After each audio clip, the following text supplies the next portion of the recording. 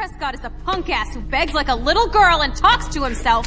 You don't know who the fuck I am or who you're messing around with. Where'd you get that? What are you doing? Come on, put that thing down! Don't ever tell me what to do. I'm so sick of people trying to control me! You are going to get in hella more trouble for this than drugs. This scene, this is the starting point of Max discovering that she has this weird power, because basically this adrenaline rush and looking at Chloe getting shot, that's how she can trigger that for the first time, and she don't know really why, but that's the seriousness of the situation. Then you'll go back in the art class. So we really tried on this scene to show the déjà vu feeling. So the editing and the shots were there to give this weird feeling to the player that, okay, I'm living that again and again, looking at the different moments that the player saw the first time in this scene. So yeah, for the editing in this sequence, we wanted to keep the same elements, but not necessarily the same shots. You can see that first 3 shots are the same, I think, and after we begin to change a little the point of view. So you understand that there are the same events going on, but just seeing from a different point of view. And I think, to be perfectly honest, we don't have a good explanation for why she's going back to the art class, because we needed it. I've got one, but I will never tell you. I don't think it's a mistake, because we also needed to explain to the player, so the player can learn how things are working, and it's quite hard to do. So we took this freedom to have Max go back to the art class, which, even if it's a bit contradictory with how her power works after that. We are using this to explore more of Max's personality, of the characters, and because that's the way we created the character. Max, as we've seen that with what she's thinking. She has a lot of insecurity. She has issues to go forward in her life, to take decisions, and now she has this ability to not going forward, but going even backward.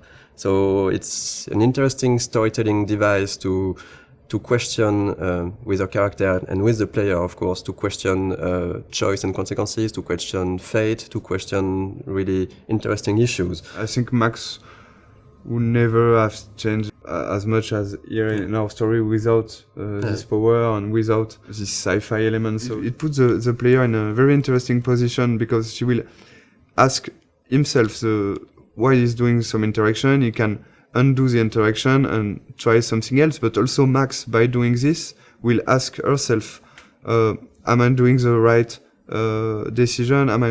Is it the good choice or not? So we deconstruct the mechanism of classic adventure game just by adding this power and the fact that you can undo things and try another things. Of course, in most games, you can do it with quick save, quick load, but it's like you said, it's only the player who do that, and that's one of the main themes of the games. That if I had the power to rewind and to change things, should I do it? Because sometimes it can be really seen as lying, as if I say a lot of things that you don't like, and if I go back in time and don't say them to try to, so you're not angry at me, it's a bit tricking. So we are really asking those questions, and in the beginning of the game, we are letting the player and Max do it a lot. She's getting to make a lot of friends with this rewind. But later in the game, and especially in episode 5, we are really questioning this to see maybe it wasn't the right thing. Maybe what you did to try to lie to people with your power, was it really good?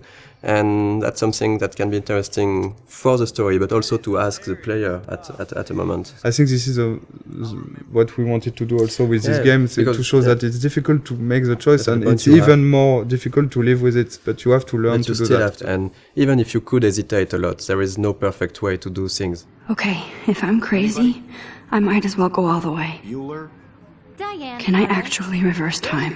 So that's basically that the first time the player will actively rewind. So we have Max thinking that, okay, I just got back in time. I'm in the art class, and so that's why we made her break her camera, because we needed to have an element that the player will see that we will rewind. So we can really explain how do you rewind. So Max broke her camera, and then she's thinking, okay, if I got back in time, maybe I can try to do it again and revert that. So that's the first real rewind the player is actively doing. It's okay. We don't really want the players to use the rewind all the time. But since it's important in the beginning of the game to really show the player the tools he have, and it was important for us to have this in this scene, to have a lot of use of the rewind, so he can really, okay, I know how it is now, and now I decide if I use it or not. I hope I have enough time to get to the bathroom. Please, please. I can't tell anybody. They'll think I'm crazy. Since we are really playing the game with the point of view of Max, for her, not everything is clear, so it shouldn't be clear for the player. So, but there is a lot of hints that should really guide the players to understand what's happening. We have a lot of symbolism with totem spirit animals. We have the doe, and you can clearly see in episode 4 that the doe is linked to Rachel, and it's basically somehow a presence of Rachel that's guiding Max at moments. I'm not sure that a lot of players notice that, but in episode 2 actually, when you see the doe in the junkyard, it's precisely where Rachel is buried. There is this mystic feeling around the town, and since we didn't want to clearly explain everything, it's part of what makes Arcadia Bay a bit different and a bit special.